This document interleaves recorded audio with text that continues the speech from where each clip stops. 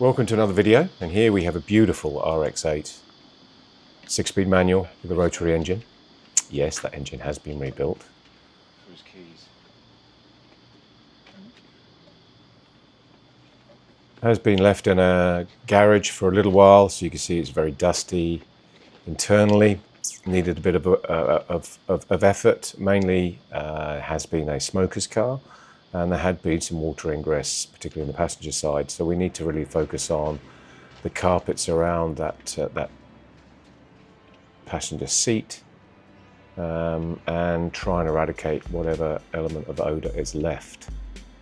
As you can see, it's a bit crusty, but it won't be at the end of this detail.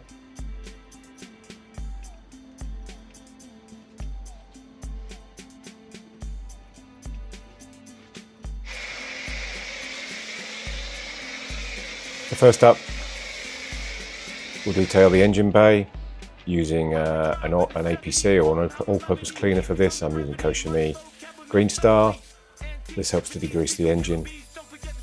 Now obviously not pulling the pressure washer directly at the engine, but around about a 45-degree angle. And as soon as it's cleaned, you really want to dry that off. I'm using a blower here. You can use whatever you've got available. Once done, then we'll on to the pre-wash of the exterior. So I'm getting my eldest son here to help me today. As soon as he heard the term RX8 and manual, he came straight out and wanted to help me. It happens every day. So what I'm doing here on the wheels, I'm really putting some iron remover on the wheels to help dislodge some of that the brake dust. Prior to Chris pre-washing everything. So this pre-washer really allows us to get the majority of the grime and grit off the paintwork before we touch it. We really don't want to make any more issues with the paintwork, any scratches, and this really helps to gently remove that before we actually begin with the hand wash process. I'm going around any of those crevices, and as you'll see a little later on in the video, we'll be looking at the petrol cap and around that area there, because it does get grimy.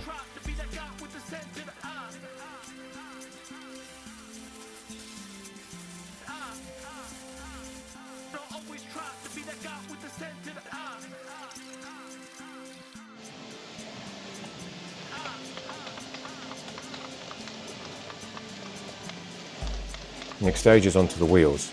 So again, I'm using an all-purpose cleaner here that helps to clean the tyres, and it keeps that iron decontamination spray I've put in there wet, because really don't want that to dry on any of the paintwork or on the wheels. But the two in combination work excellently.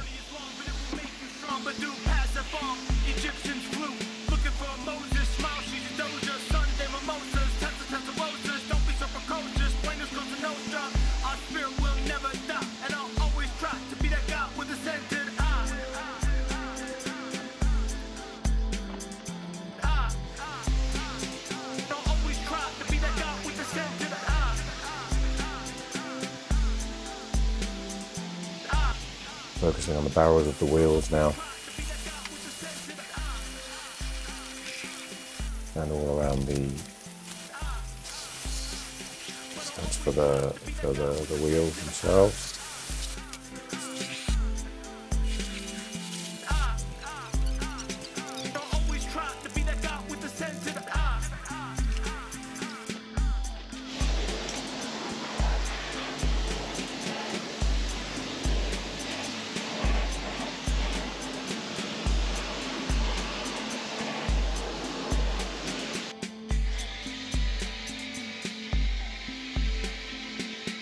Now onto the foaming wash. So it's using the snow foam cannon here. Now I'm using a Koshimi product called AS, which is no waxes in the anti-shampoo itself, mainly because we're going to be polishing this car, and there's no point polishing off a brand new applied wax. So it's all silky and smooth. This really helps to lubricate the paintwork as we move to that hand wash stage. Yeah. Now you've got another mitt there if you want to, you can go the other side.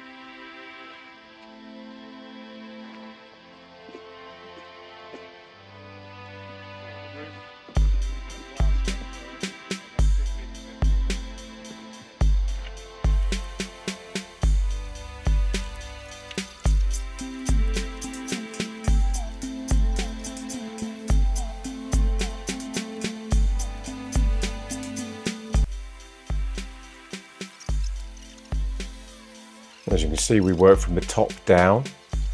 So even though we've used a pre-wash and we've really got most of the grit off the paintwork before we start to touch it, it's always worth starting from the top down, which is the cleanest part of the car, and obviously working down towards the dirtiest, which is at the bottom.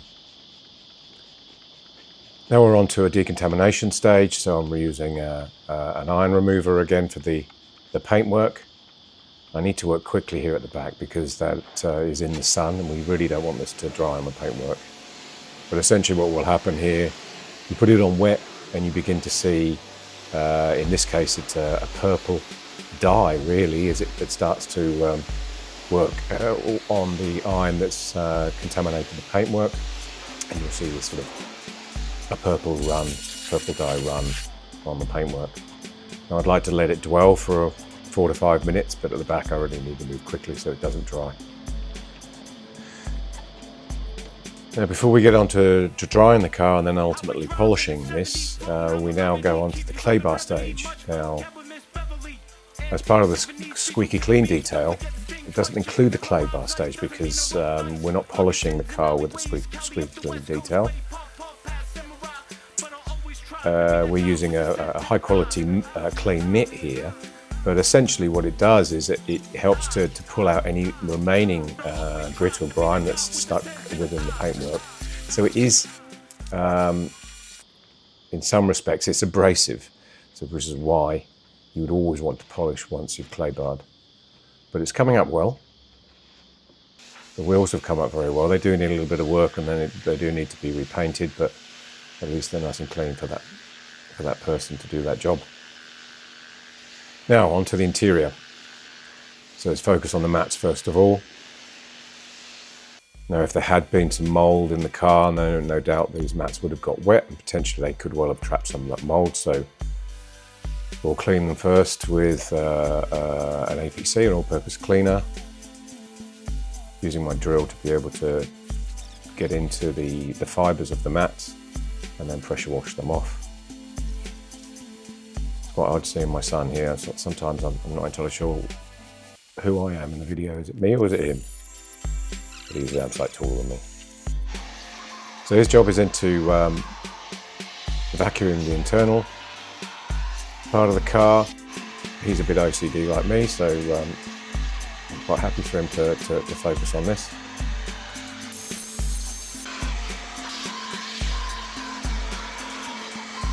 I'm using a boar's head brush here just to get most of the dust out from all the crevices before we then move on to extracting those carpets. We're paying particular attention to this area. Now I did try to get the seats out here, but those bolts would not come, and I didn't really want to scratch them because they were factory applied, and I really didn't want the car to look as though they'd been come out. So we'll work around it. It's a little more tricky. I'm going to give it 2 or 3 processes here with the carpet extractor. I'm using a Bristol tool here. It's really quite good. I do need to change the head halfway through this process because it's a bit too big for this footwell. And you see the owner has left the fuse box open for me because there were some electrical gremlins he was expecting, but none of that happened during the day. So I refitted that cover at the end of the day.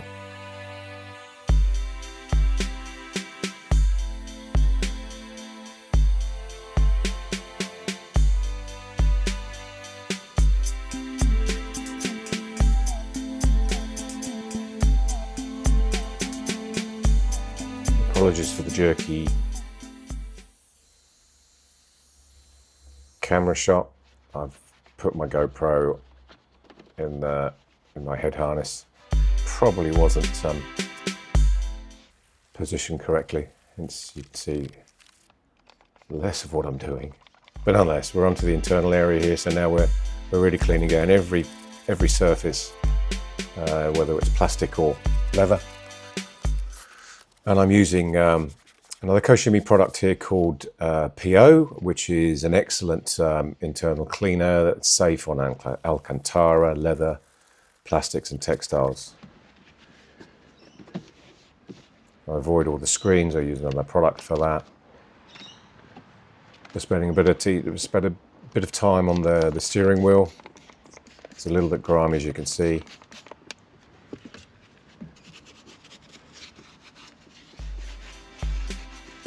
The PO will bring that up like new.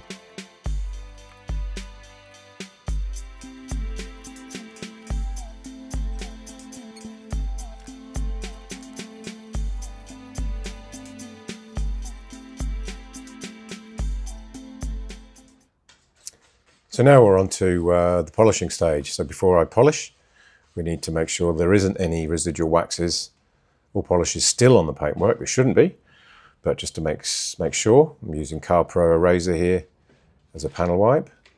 So I'll go over the whole car with that. And then onto a one cut and polish. So a stage 1 machine polish for the paintwork. It's in pretty good condition. There's very few scratches or swirls. I think Mazda's paintwork is quite a hard working paintwork. So this was a pleasure.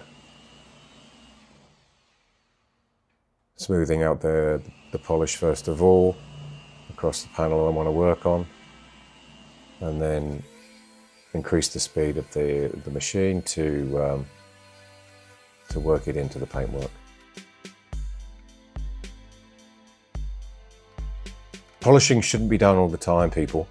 We need to. The idea of polishing is that it's there to improve the paintwork and restore it, not to take it away. And essentially, every time you polish, you're actually taking off a layer of clear coat, which is the protection for your car. So, if you are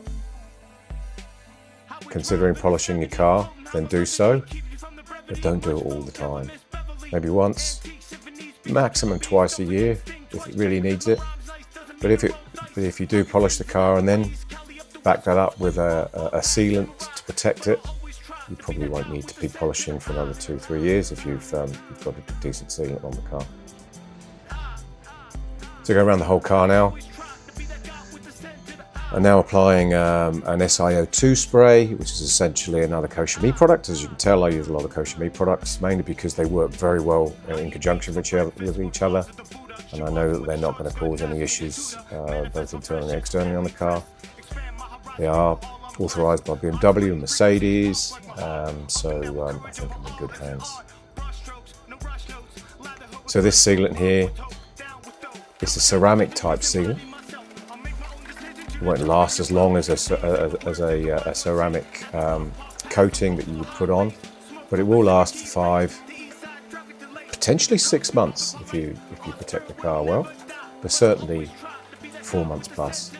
And this will allow for UV protection.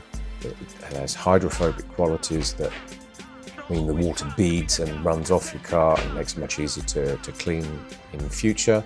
It also protects from things like tree sap and bird dropping. So highly recommended. So it's a simple case of spray on, wipe off.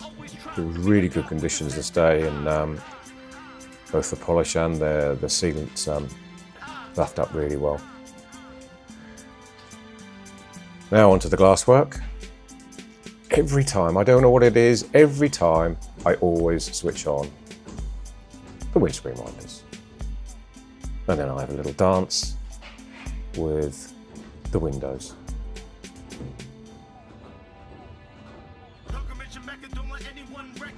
Finally. So I'm opening the windows here so I can clean the top edges.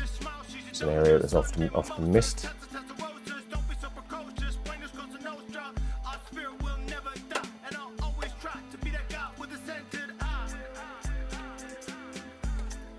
Now, we haven't shown you in this video, but the leather seats have all been cleaned using Kosher Me PO and then applied Leather Star on top, which is from Kosher Me as well, and where that provides protection and helps the leatherwork to become supple. Now, the last process here is just really to dress the tyres. I use PSS. There's plenty of products out there, but PSS works well for me. I'm not a fan of shiny tyres. I prefer that matte factory look. As you can see, it's all come up quite well. Looks like new.